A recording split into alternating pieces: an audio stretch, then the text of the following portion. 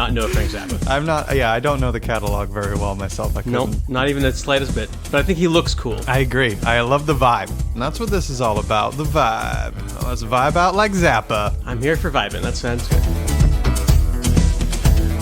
Hello, everyone, and welcome to an edition of This Week in History. Today, I am joined by Doug Zwick, and he has not heard these stories before. So Doug will be asking questions along the way and helping me tell these tales to their fullest comedic effect. Questions such as, am I allowed to say hello right after you say my name? I'd rather you're not. Okay. That's fine. You make the rules. I don't. That's fine. This Week in History, September 24th, 1957. President Dwight D. Eisenhower ordered the National Guard to enforce racial integration of schools in Little Rock, Arkansas. After the U.S. Supreme Court decision on Brown versus Board of Education, the National Guard was sent to Little Rock to enforce the ruling and allow the Little Rock Nine into the school building. At first, segregationists protested heavily and blocked the school. The governor of Arkansas even sent the state National Guard to aid the segregationists. Eisenhower invoked the Insurrection Act of 1807, allowing him to send federal troops to perform law enforcement, and he took control of the 10,000-strong state National Guard. Okay, so the first thing I think of when I hear this is not me. I'm not about to try to make a joke here. What I want to know is that Insurrection Act, was that because oftentimes you hear about stuff like, especially for like the January 6th situation and a lot of the stuff that's come since then with Trump's indictments and all these things. People talk a lot about some act or law that was brought into place that is going to be, people are going to try to use that to indict this person or that person or these insurrectionists or whatever. And then you'll hear commentary talking about, that was created for the purpose of trying to do this one specific thing in the Civil War or something like that. You know, or whatever. Now, what you said that law was brought about in which year? 1807. So the thing that you're referring to that they want to use against Trump is from during Reconstruction. We actually talked about it in Sneak Peek. There's an upcoming episode on the Second Amendment and the history of the Second Amendment.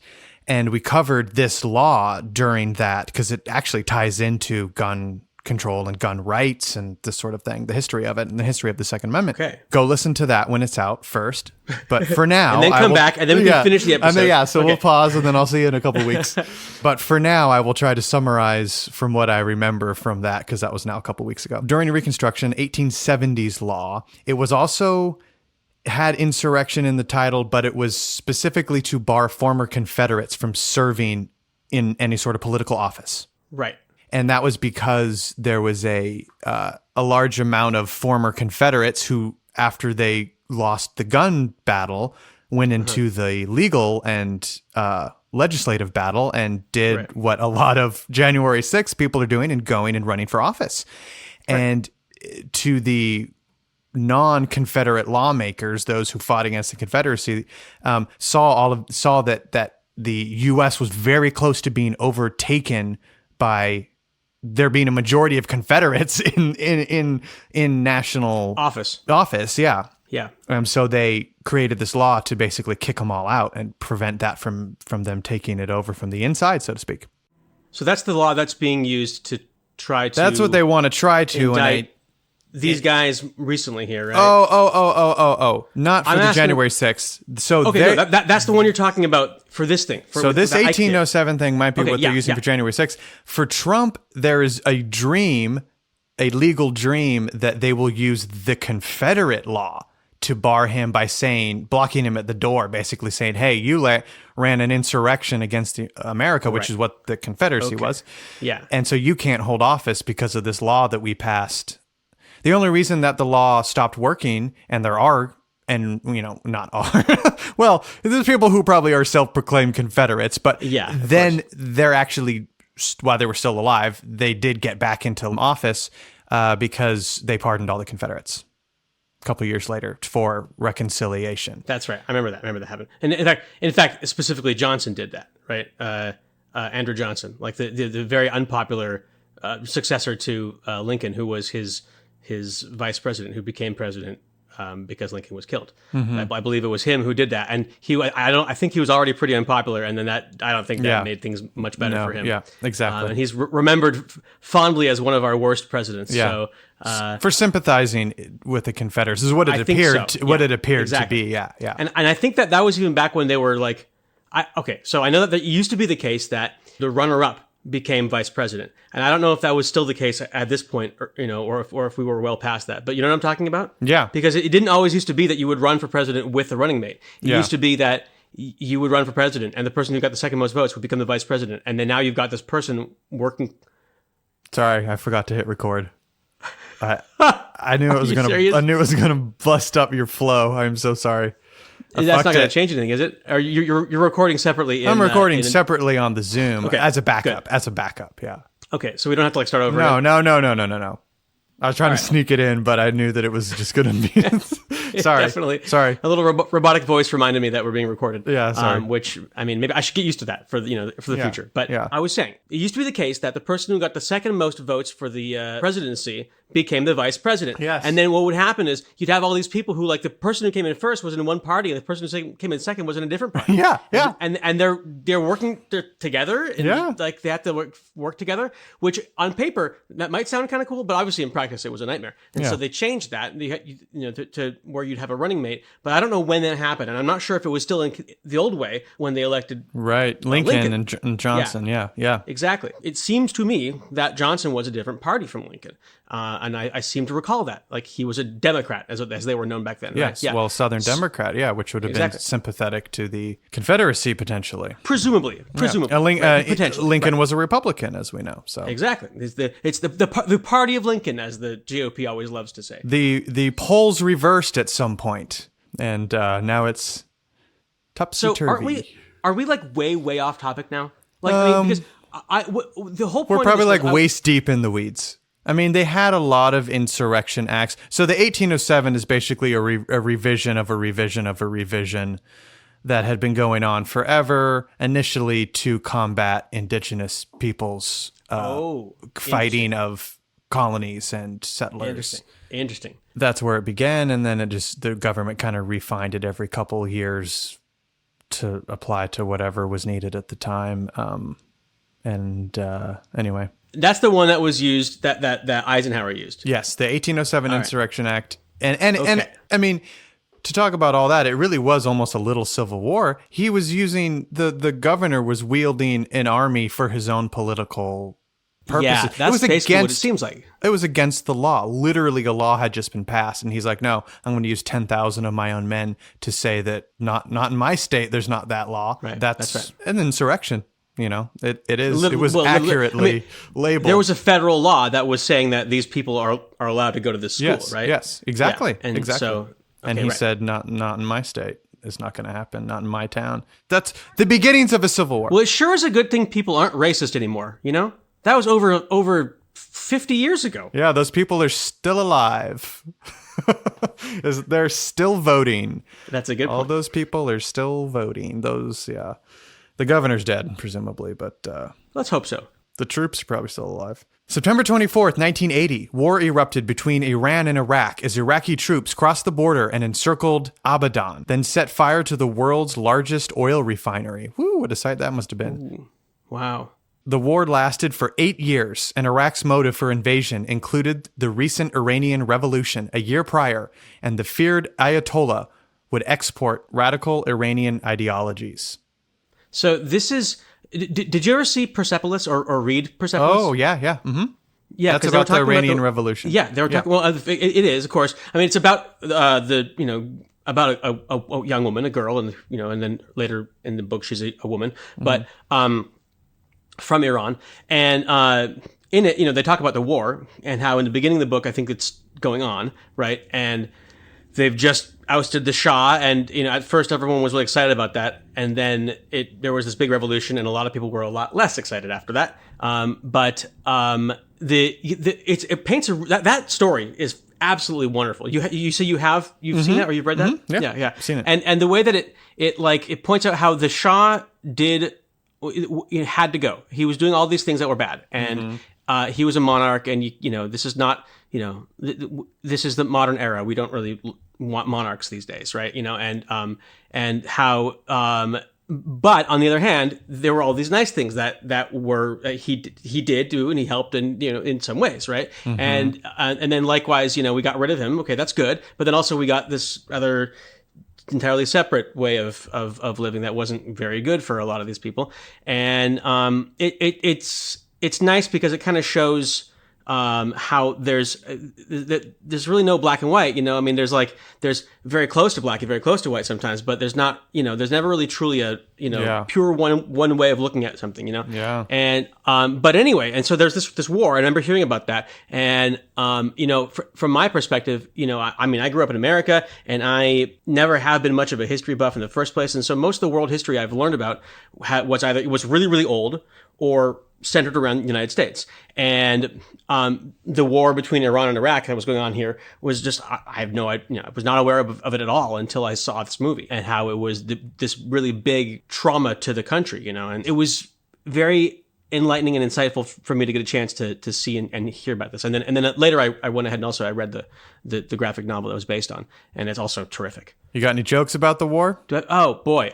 Did you hear the one about Thankfully, no, I don't. Okay. I'm not about to put my foot in that. I just wanted to say that I've heard of that through Persepolis. Most of this podcast is advertising different kinds of movies. Exactly. All I am is this weird, kind of amalgam of the media I've consumed in my life. And when someone says, hey, this thing reminds you of Ghostbusters, I'm going to say, hey, let's go Ghostbusters. And so, that's how it goes. Aren't we all? Aren't we all just a bunch of Ghostbusters? September 24th, 1877. Saigo Takamori, a hero of I didn't look up is it Meji? Meiji, a hero of the Meiji Restoration, was killed after reluctantly leading a rebellion against the Meiji government. He was one of the most influential samurai in Japanese history. Takamori and his rebellion was the inspiration for the 2003 film, The Last Samurai. Oh, here we go. Films again. So I told you. Do you know who directed that? Zwick? Edward Zwick, my distant cousin with whom I have no connection. Oh, that's right. It really is a relation. It's genuinely is yeah, exactly. He's actually my distant cousin. There was some really big familial rift a couple of generations ago in my family between a couple of brothers or something like that, and it really they just wanted to have nothing to do with each other. And there was the ones who stayed in Chicago, and that's what that's what my dad's from. And then there was the ones who moved, and I think that they went to California or something. And I believe, if I'm getting this right, I believe that's where Edward Zwick comes from.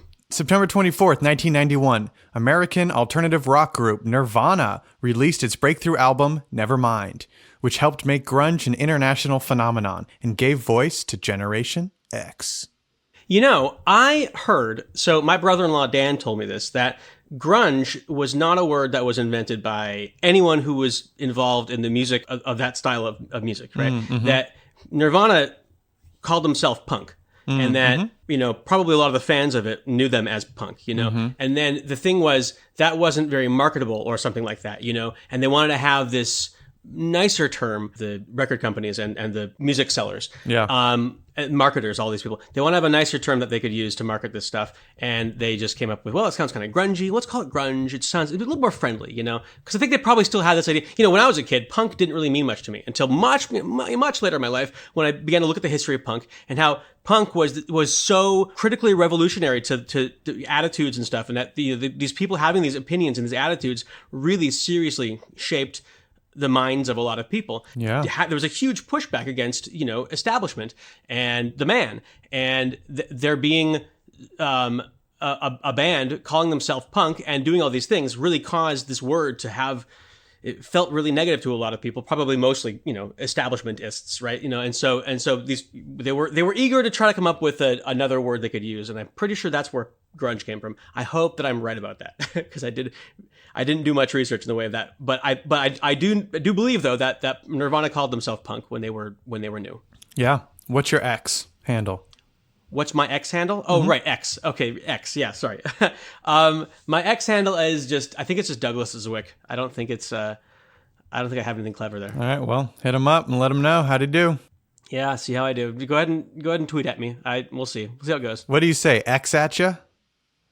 God, I think no, you say I X tweet. gonna give it to you. Yeah, that's what they have to say. Yeah, you say just X give it to me, and then I'll. That's the verb for it. Well, no, because I know that. I mean, they did change it, so now it doesn't say tweets anymore. It says posts. So, you don't tweet, you post, right? It's a post. It's just a post. So post at me, I guess, right? Wow. It's the stupidest. I hate it. I absolutely hate it. Speaking of anti-establishment, I mean, God, it's so bad. It's so bad, dude. Twitter is just X is just going down the toilet. Yeah. But anyway, Literally, there's engineers leaving. it's so bad. It's so unfathomably bad. What he's done to it. Apparently, like now it hides. What is it? It hides like quote tweets or something like that. Where like if someone has a really bad take, and it used to be you'd see all these people quote tweeting him and then just dunking on him, and that was awesome, and now you don't see it anymore. Something like that. I didn't. Because they're mean to Elon. Exactly. That's what I'm saying. Like, he goes after all the things that people do to who's like, all right, well, then I'm not going to let you do that anymore. Yeah. And I'm going to make you see more of my tweets, and I'm going to not have to deal with yours. Yeah. What a waste. I mean, what a man. What a tiny, tiny man. Speaking of tiny men, September 24th, 1934, Babe Ruth played his last baseball game for the New York Yankees at Yankee Stadium. There you go. I've heard of him. You like the candy bar? I actually really do like the candy bar quite a lot. Because it's, okay, here's the thing. So what is it? It's like, it's caramel, right? Mm-hmm. And it's nougat. I think it's caramel and nougat, and then peanuts and chocolate, right? Yeah. But that's literally the ingredients of a Snickers bar, right? Mm-hmm. So it's just a different formulation, another way of putting together the same things that tastes really good. And I really like Snickers too. But sometimes I want a Baby Ruth, and sometimes I want a Snickers. Is it Baby Ruth? Yeah. Oh, I always thought it was Babe Ruth. Wow. No, it's Baby Ruth. That's the candy bar. Oh, well then it's not about him at all. It's about it's not. It's about a little child named Ruth. Well, it must be. I'm sure it's just a couple of clicks away to find out the truth of this matter. One could. And we will leave that as an exercise to the listener. There we are. All right. September 24th, 1995. Do you know where I'm going with this? I mean, you got to know this day. Okay, wait. I think September everybody 24th, knows this is coming up. September 24th, 1995. 1995. The BBC miniseries, Pride and Prejudice. Yeah. Oh, yes. No, I did not know you were going with that. The BBC miniseries Pride and Prejudice, starring Colin Firth and Jennifer. Oh no, I should have looked up her name. Lawrence. Ellie. I'm just gonna go with Lawrence as a little baby. Jennifer L. debuted on British television and became one of the most acclaimed adaptation of Jane Austen's classic novel. There's lots of memes about it, I think. Is there? September 25th, 1513. That one was just about a media one. Like, it wasn't like, and then there's a movie about it. That one was like this. It was just about the movie. That was the movie. I've never heard of any of these people, but I've heard of movies. And so, of course, I've heard of that movie. And you say BBC miniseries, I say, you're wrong. Okay, that's a movie, and it has Keira Knightley, and it came out many years later. But keep going. Okay. All right. So now, here we go. We're flashing hundreds of years ago, right? Now we're going way back, and we'll have to think of what movie this is. September 25th, 1513. Spanish explorer Vasco Núñez de Balboa first sighted the Pacific Ocean after crossing, what's the word? Isthmus? Isthmus? Yeah, I guess I would. I've always said I always try to pronounce those letters as, you would individual, isthmus, right? Yeah. You would see an S, you would say, and you say a T, you see a TH, and you'd say, but I don't really know if it is, because then later in my life, I saw that there are lots of words that come from Greek, like this one does, that have the THs don't always, sometimes you say like a T, Yeah. And so it could just be isthmus. Isthmus, like Christmas. The Isthmus of Panama. What does isthmus mean?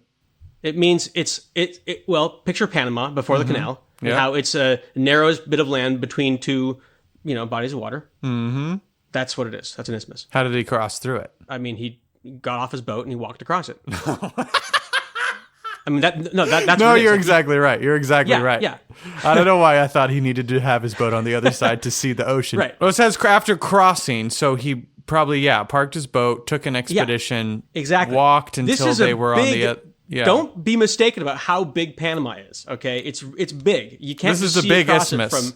Yes, exactly. And the Panama Canal, this is no Elon Isthmus. I mean, this is big isthmus energy. This is big. Exactly. Thank you. Because the Panama Canal is really long, and it takes a long time to go through it. Guys, it's long, too. It's not just big. All right, we'll leave it at that. Okay.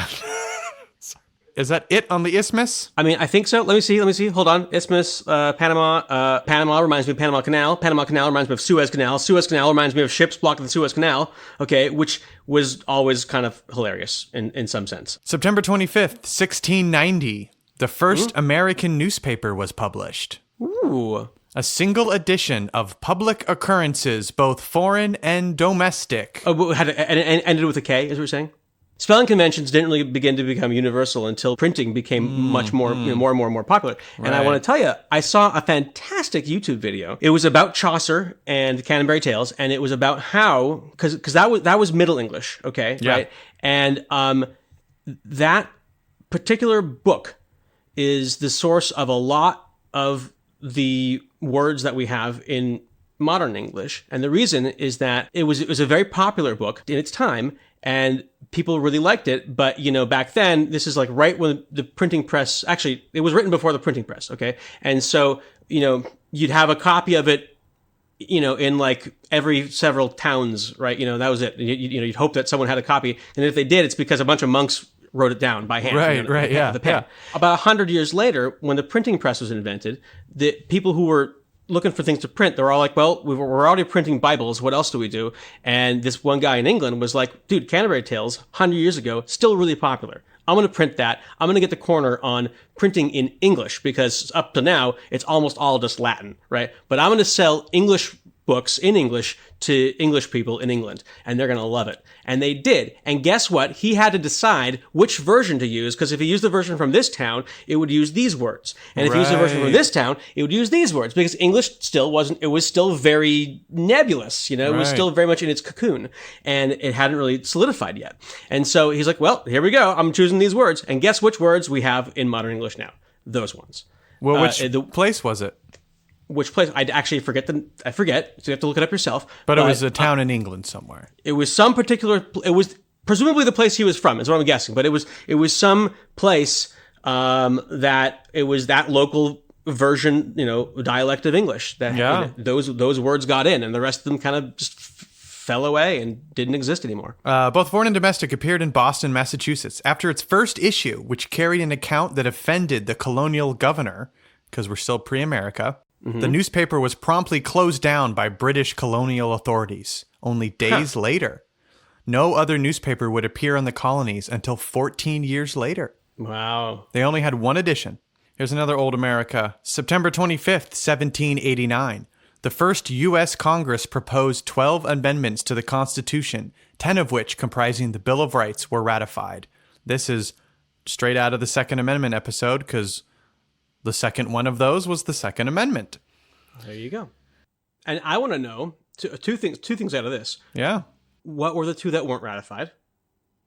And also, if these are amendments, it means that they weren't there in the first place, and it means that they were. Yeah. Well, first of all, they were all ratified. The first 10 were just what they call the Bill of Rights. The other two were just amendments.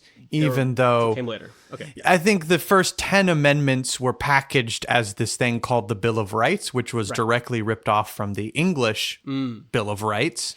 Here's what happened really quickly. Okay, let's hear it. When we're signing the Constitution, the deal was, okay, we're going to shelve all of our disagreements that we can't solve, sign the Constitution right now. So we got something, we're working off of something that's real.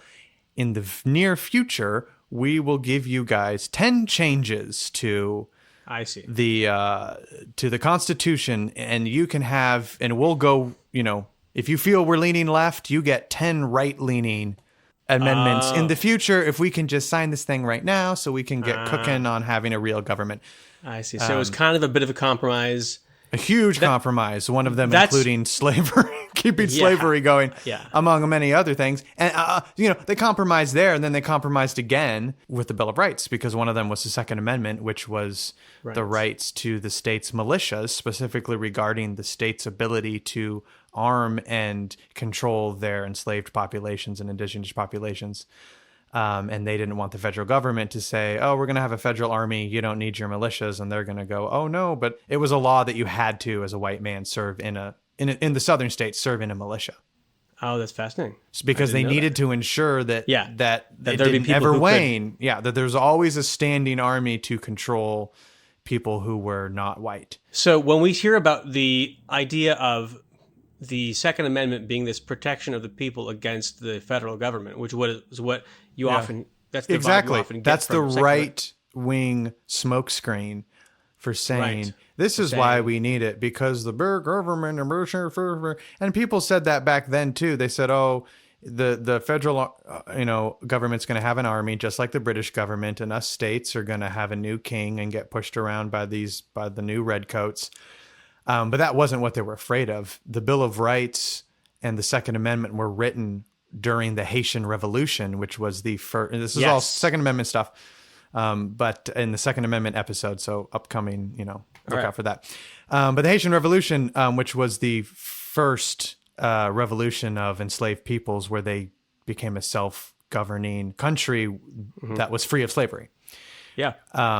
And free of their former colonial rulers. So everyone was scared shitless after that happened. It reverberated around the world that Haiti was the stronghold. That was Hispaniola. That was the original Spanish colony. That's where Columbus landed. So that was ground zero for Spanish colonialism and Spanish transatlantic slave trade. Right. And that Rome fell when Haiti revolted.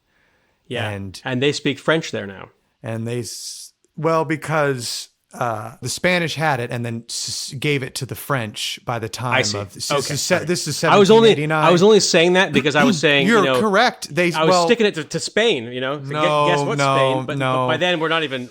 Yeah. So it's because of at the time the Spanish weren't they weren't even in charge anymore. Yeah, they weren't in charge of Haiti specifically anymore. No, but they still speak French, and the French.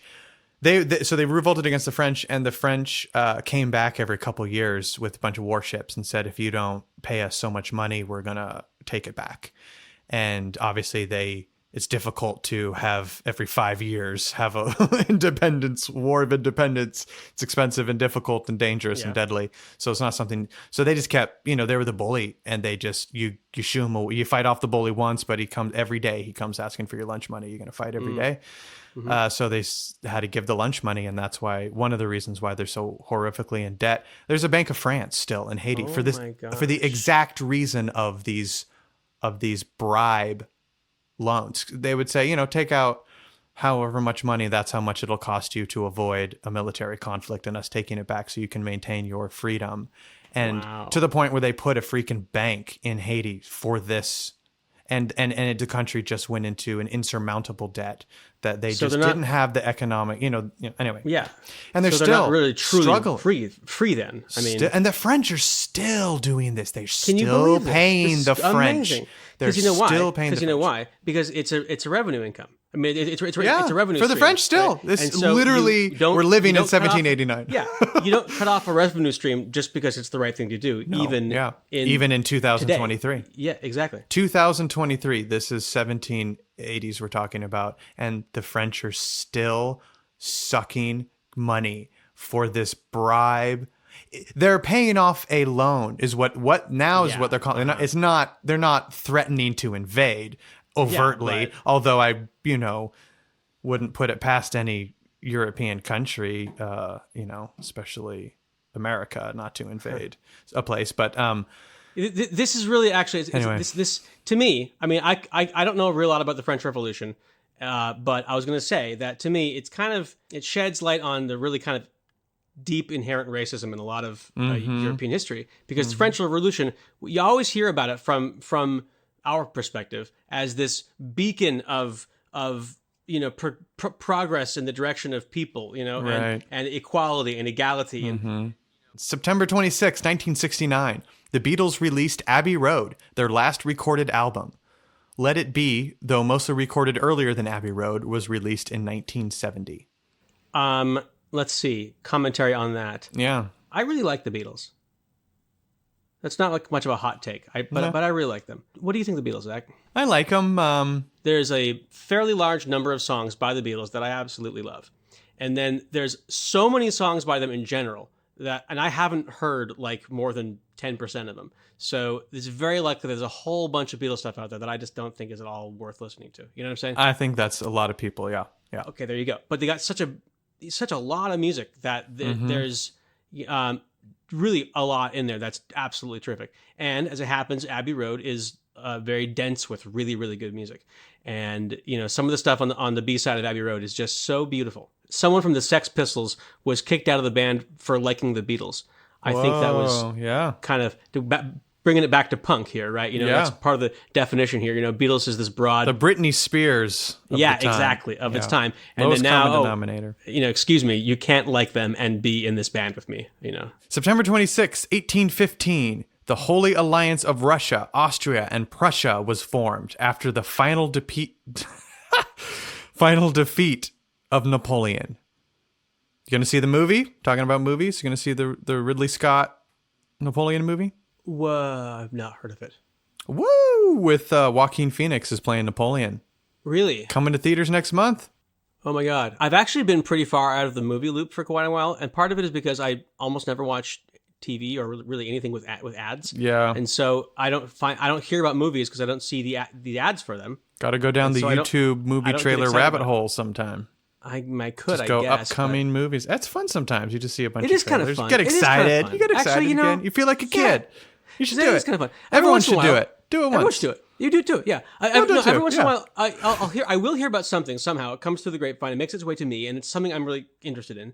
And so I hear about it, and I'm like, okay, well, yeah, I'm gonna go to see that with my friends or whatever. And then, hey, here's the trailers. It's like, wow, I haven't seen movie trailers for like a year. That always happens. So I'll see a handful of trailers because I'll see a movie or two a year.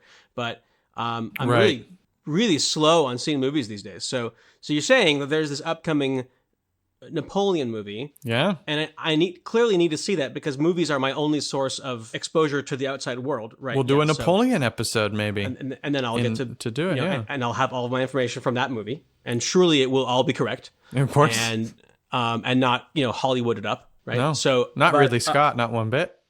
He wouldn't dare. We're going to get a movie by a filmmaker whose job is to entertain us with a good movie. And if there's something part of history that is he just can't make it make sense in the movie, it's probably going to change in that script.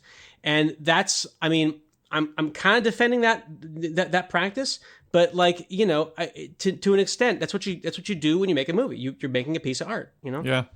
Well, then you'll be okay with the laser guns then. Yeah, thank you. Good. Because I was always disappointed with the lack of laser guns in most depictions of that era of history. Yeah. September 26th, 1580. After nearly 3 years at sea, English Admiral Francis Drake arrived in Plymouth Harbor, England, completing his circumnavigation of the world. Right. So this is exciting. Did he walk across the isthmus? He might have. Well, no, I believe he went southern tip of South America. Yeah. So I know Magellan's famous for this, but Magellan died on his voyage, didn't he? His ship made it all the way around the world, but he didn't. This is what I believe, right? Okay. Drake did make it. September 26, 1960, the first ever televised presidential debate occurred between presidential candidates John F. Kennedy and Richard M. Nixon. Many who watched were inclined to say Kennedy won, quote, the debate, while those who listened only to the radio thought Nixon did better. Nixon, who declined to use makeup, because he's a man, appeared somewhat haggard looking on TV, in contrast to the sprightly and make-upped Kennedy. I like that. He wasn't afraid. He knew how to work the cameras. He knew. Yeah, he was handsome. People liked how he looked. Yeah, and that's he knew cool. how to do his hair, and I don't think he knew how to do his hair, but people knew how to do his hair. People knew how to do his hair. His assistants knew how to do his hair. Yeah. I'd say good luck making Nixon look handsome. You heard about the new JFK conspiracy? Or the guy who has a new book out? He was a Secret Service agent there on the day, and he's now putting out a book. He's 80-something years old. Uh-oh. And he claims that... So the Warren Commission, they said that there was one bullet, and that's where all these conspiracy theories come from, because people are like, one bullet went through Kennedy's head, arm... into the Governor Connolly's arm or leg or whatever it was, bounced all around, and then was found nearly intact. So So this guy says, okay, the reason that's so crazy is because after they took Kennedy and Connolly off the limos and stretchers into the hospital. When the limo arrived at the hospital, I'm looking down into, because he was riding on the limo, as it left Dealey Plaza. Mm-hmm. I'm looking down and I see a bullet in the car, and I pick it up and I think, oh, this is important evidence. So he walks it into the Kennedy's medical room and sets it on the table. This is his claim. Sets it there so people will, in an obvious place, so people will clearly see it, and know it's a bullet. He's in the hospital. They might pull other bullet fragments out of his brain and put them in evidence as well. So put all that in the same spot for the ballistics people. Here it is. Okay. And that's where the one bullet thing comes from, is the Warren report says what happened was they were carrying the stretcher and a bullet falls out and people pick it up and put it on the table. And what this guy's saying is, oh no, it was me picking it out of the limo. I set it on Kennedy's stretcher or something like that, and then it fell out, and that's how you guys got that fallout thing. And it doesn't really change anything, I guess. Yeah, right. That's the thing, because it sounds like he's just saying, yes, I'm the person who found this thing that we already know was found. Exists and was found. Yeah. This is just the story of how it suspiciously fell out of the stretcher and was found, where people are like, it was rolling on the floor. Are you kidding me? Conspiracy, it just sounded too wild to be like the bullet that killed everybody. The magic bullet just was out bouncing around free, loosey-goosey. He's saying he recovered it from inside of the limo. That's the breaking news. One of the really interesting theories is that the CIA, which this is true, did just get a brand new firearm for security purpose. It was called the AR-15, and it was being marketed to Special Operations, Secret Service, CIA, from the Armalite company to get their brand new gun off the ground and sell some of it. Like, hey, send it to the Special Ops guys. They'll love this thing. It shoots fully automatic. Anyway, so they had this brand new gun that they didn't know how to use because they were just given it as like a trial, kind of a thing. No one knew how to use it because it was brand new. All right. Oswald shoots, kabang, gets Kennedy through the arm or whatever, fires, because there's supposedly 3 shots. Shoots once, kabang, gets Kennedy, kabang, shoots again. Secret Service guys are going crazy. The limo's picking up. We're getting shot at. We got bullets coming in. The limo, whatever, goes over a bump, accelerates too quickly. The man who was holding an AR-15 seated behind Kennedy pulls the trigger, blasts. That's why the bullet that goes through his arm and through everyone else is a nice, it looks different than the one when it hits his head. It blows his head apart. Yeah. And this theory is it's because the Secret Service gentleman seated right behind him accidentally discharged his firearm, his brand new firearm, into the head. And so this theory you're talking about right now is that the would-be assassin didn't even succeed at all.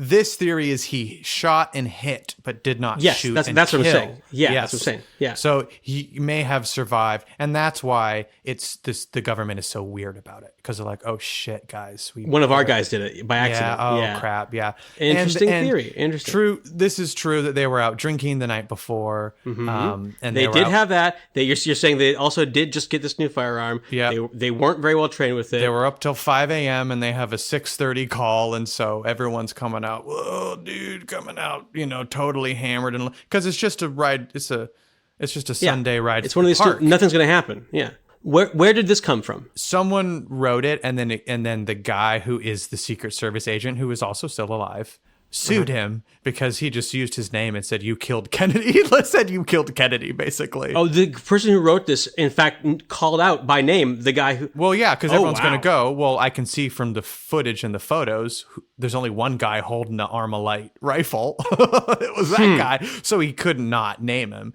and he got sued. And so the guy who was holding the rifle adamantly claims that he did not, his gun did not discharge. Now, I haven't seen any ballistics evidence to say, okay, how many rounds were in the chamber? Is it missing one? Because the government probably isn't going to say. I mean, yeah, this is the kind of theory that I really could believe. Like, I'm not prone to buying into any particular explanation for something like this that doesn't have public evidence, you know what I mean, all this stuff. But this is certainly a lot easier for me to believe than external agents from different, groups or Cuban, whatever, you know what I'm saying? Cuban actors and Russian more people KGB that are, and right. It could also be that the gun manufacturer intended to kill President Kennedy. Good Armalite, yes, exactly. Well, Armalite's killed a lot of other people. So. Yeah, exactly. See, they supplied this weapon. Faulty, that was, yes, I love this. It wasn't faulty. See, the story is that it was faulty. It was made exactly correctly, in tune for what they wanted. They knew exactly what they were doing. Okay. Yes. All right. Okay. You see that the previous story we had was way too sane. I had to give you something like this. Way too simple. Yeah, and that one of their boys took the fall. This Oswald guy. Okay, they got him shooting down there to start the whole thing. You know, and that's at Douglas Zwick. Oh God. Oh, dear. September 26, 1984, Britain agreed to allow Hong Kong to revert to Chinese sovereignty in 1997. Hong Kong was established as a colony, we're talking about colonies a lot, as a colony, and this is in the 90s, as a colony of the British Empire after the Qing Empire seceded Hong Kong Island. Qing. Oh, thank you. I believe, is it Qing? Yes. Yes, Qing. Okay. Are you sure? Okay. Yes, absolutely. Ceded Hong Kong Island in 1841. The colony expanded to the Kowloon Peninsula in 1860 and was further extended when the United Kingdom obtained a 99-year lease of the new territories in 1898. Hong Kong was briefly occupied by Japan from 1941 to 1945 during World War II. The whole territory was transferred from the United Kingdom to China in 1997.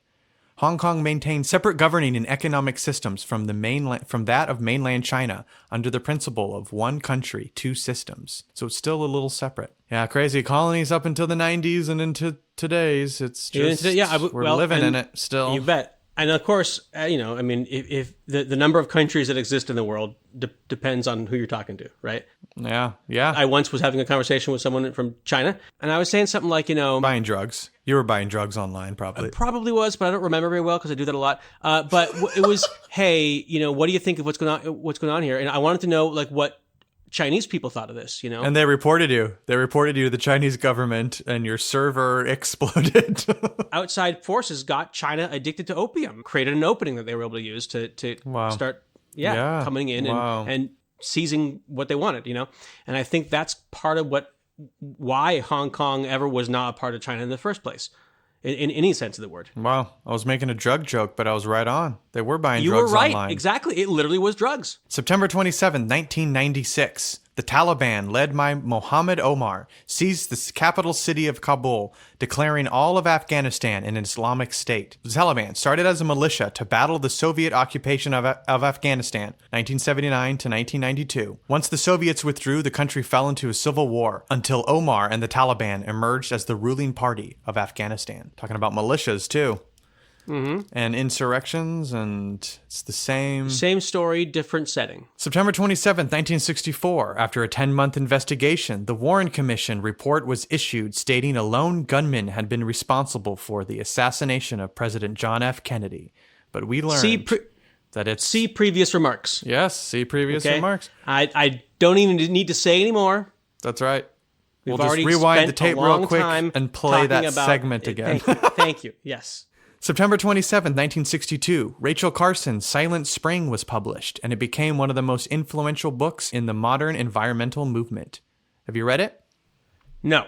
September 27, 1995, the Israeli cabinet agreed to give Palestinians control of much of the West Bank, which had been occupied by Israel for 28 years. Oh boy. Okay, we got to just power through. Okay, so let's just do one comment. So give me your quick hot take on Israel. Oh my God, are you kidding me? Yeah, I have 1 minute to sum up that. Even less. Okay, it's too complicated. I can't talk about it. That's it. September 28th, 1066, the Norman conquest of England began as Duke William of Normandy landed at Pevensey, Sussex. Is that how you say it? Pevensey? We'll go with that. I don't know. Pevensey? Norman conquest. So that's a big deal. Talking about English and Middle English. That's a huge deal for linguistics. That's the dividing line between Old English and Middle English. Yeah, big deal. That's a huge thing. That brings Latin into English, and Latin is where we get most of our vocabulary. So it's a big deal. Good day. Good day. September 28th, 1978, Pope John Paul I died after only 33 days in office. He was succeeded by John Paul II. Only 33 days in office and he died. I didn't even know about that. I don't know much about most popes. September 29th, 1789, Congress created the United States Army, consisting of 1,000 enlisted men and officers. See, that's the big bad boogeyman. 1789, that's the same year as the Bill of Rights, Second Amendment, and they're afraid of 1,000 men. The militias are bigger than that at that time. I mean, come on. They won the war. Well, but the militias wouldn't have been bigger than that if they didn't have the right to exist. That's and so you're on Tucker, later tonight on X, I believe. Okay. September 29th, 1833, King Ferdinand VII of Spain died, and his 2-year-old daughter, Isabella II, was proclaimed queen. What do you think about baby queens? I prefer Baby Ruths. September 29th, 1829, Britain's bobbies made their first public appearance. Greater London's Metropolitan Police Force was established by Act of Parliament at the request of Home Secretary Sir Robert Peel, after whom they were nicknamed Bobbies for Robert. Oh, Bobbies for Robert. Yep, got it.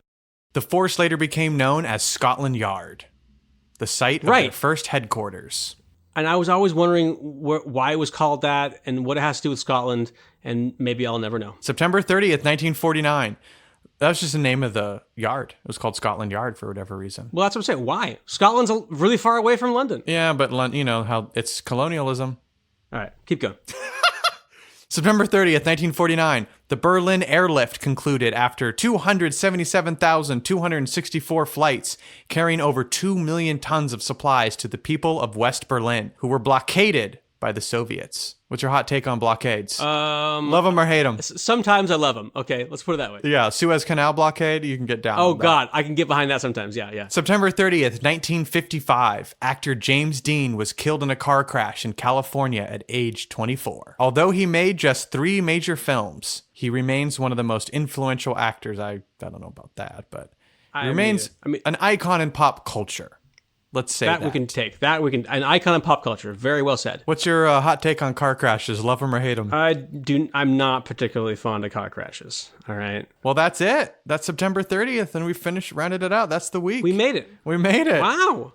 That's a long week. That was long, yeah. Well, we deep dove. We deep dove a little too dove. Oh, did we deep? Oh, did we dove? All right, everyone. Well, thanks for joining, and check it out next week. We'll be back with more. Thanks, dude. Thanks for having me on, Zach. I'll try to make it again sometime. It was a lot of fun. Yeah. All right, everyone. Bye. See you next week. Bye.